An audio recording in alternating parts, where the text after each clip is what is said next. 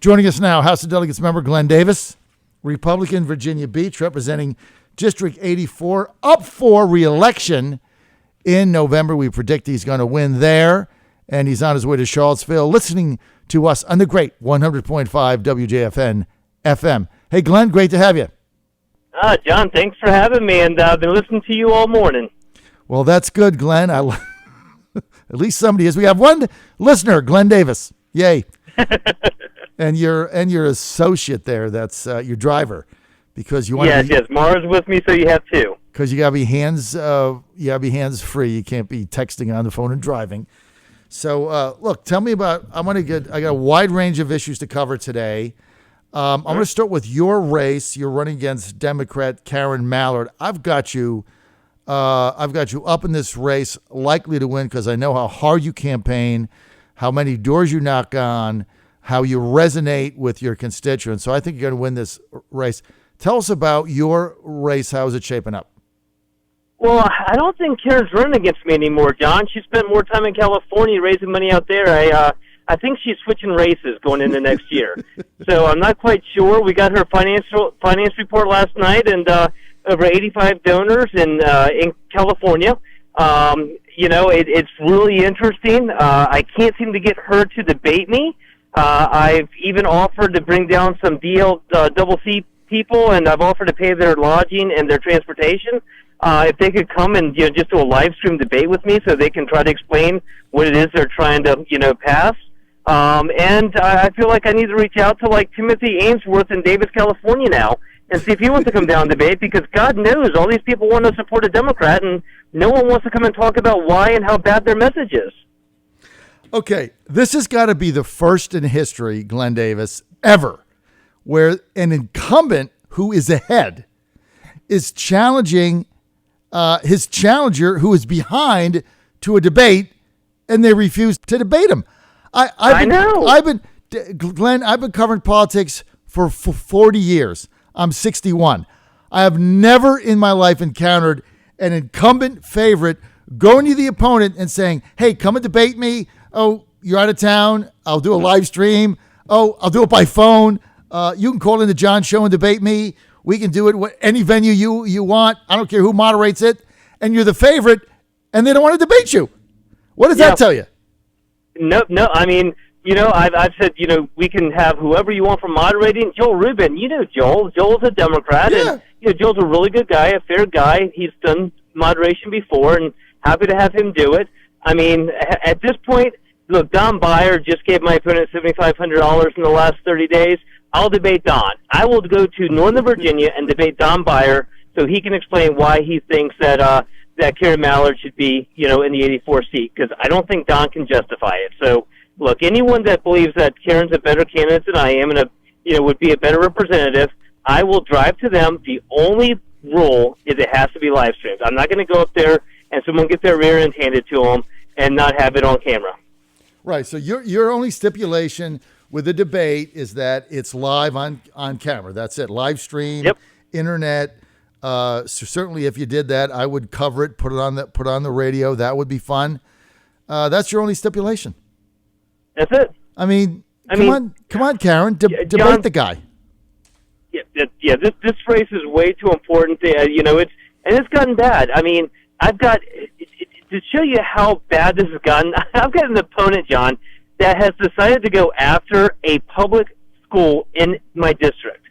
So I've had they dropped 3 mail pieces in the last 12 days. 2 of them are negative, going after me on what they called my charter school. Now, truth be told, Green Run Collegiate is a very, very successful charter school, but it's got nothing. I am on the board. I was a founding board member and helped it, but all the success is due to the head of school, the teachers, the students. It is an amazing IP school embedded inside Green Run High School, but she's going after it and just calling it a radical education experiment, I think is what she called it, and how we're taking money away from public school kids, which these are public school kids by definition, to give to this charter school experiment. I mean, you could not be any further out in left field. This school has gotten accolades from around the country. We have Democrats that have that have given accolades to this school. And then they even went one step further, John, and they're saying, I take these trips around the country to learn about this crazy, radical, education thought. And it talks about the Hunt Institute. They have Democrats on the board of directors on the Hunt Institute. One of the board members is LeVar Stoney, the Democrat mayor of Richmond. I mean, they are reaching, which is probably why they don't want to debate, because when you start lying, it's kind of hard to justify it in person. I am speechless, Glenn. I've never seen this in 40 years of covering politics. You would think that Karen Mallard, whoever she is from California, whatever, getting all this money, you would think that she would jump at the chance and commend you, because most of the incumbents don't, if they're in the lead like you are, they don't want to debate. Like the debating is a big deal to get them to agree to a debate. I mean, I've tried to host many of these, and it's always the favorite that doesn't want to do it, and they want to control the rules and everything else, because why should they bother? You, on the other hand, are the favorite, and you want a dialogue. You want a conversation in front of the voters, and she's afraid to do it. I mean, John, think about that. I will do it in the most Democratic area of my district. I will do it in the Green Run area, which is the most Democratic area of my district, and I'll meet her there. We can use her home turf. Unbelievable. Well, I hope she takes you up on that. And if she does, let me know, because I will definitely stream that over the radio over in Virginia, no matter where it is. And the fact you've also challenged Don Beyer to a debate. Once you drive to Northern Virginia and debate Don Beyer, he's going to get challenged anyway by one of those social justice progressives backed by George Soros. So he's not long for this world. So he might as well get his name out there. John Fredericks Radio Network, trucking the truth across America. We're with House of Delegates member Republican Glenn Davis, Virginia Beach, District 84. He's got the lead there. He has offered to debate his challenger, Karen Mallard, the opportunity to debate him anywhere, any place, anytime, any moderator, as long as it's streamed.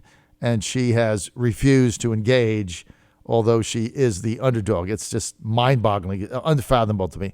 Okay, let's move on. Yesterday, Mark Obenshain, in a press release, blasting the caucus of the corn and the crazies in the Democratic House for blocking the Fairfax hearing.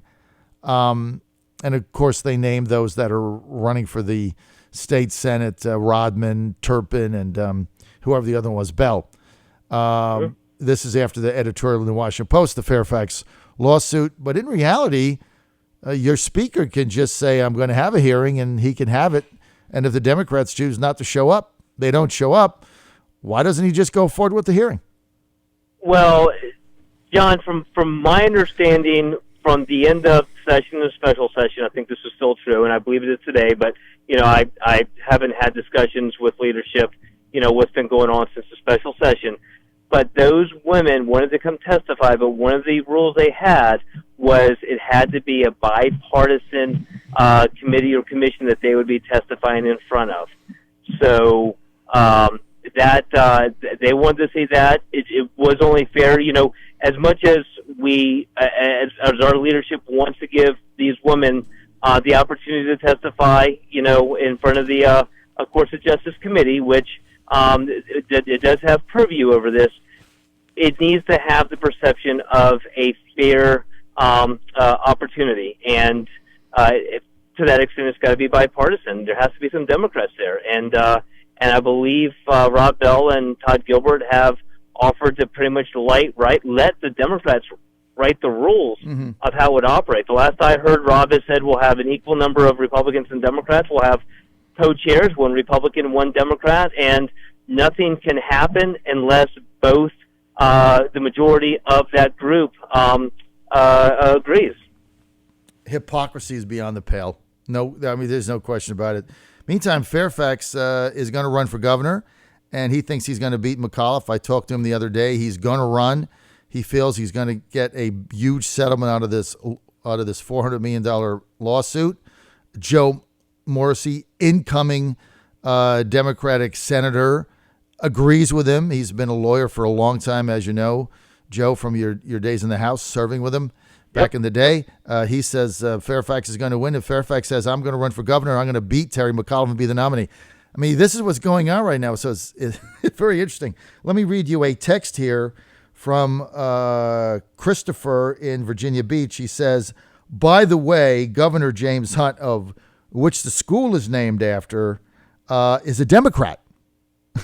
That's why it's called the Hunt Institute. I did not know that. So, like, Governor James Hunt is a Democrat from North Carolina. So what is your problem with this charter school, Mallard? The guy's a Democrat. He started it. It's his name. Yep. Unbelievable. So the Hunt Institute that I'm being, categorized as going after, to go to their up and backs, literally they're a day. I'll go to South Carolina for a day to go tour a school to learn kind of best practices over there that they put together. And because the Hunt Institute is asking me to go, it's this big Republican waste of money and crazy extreme education policy, I guess, which, yeah.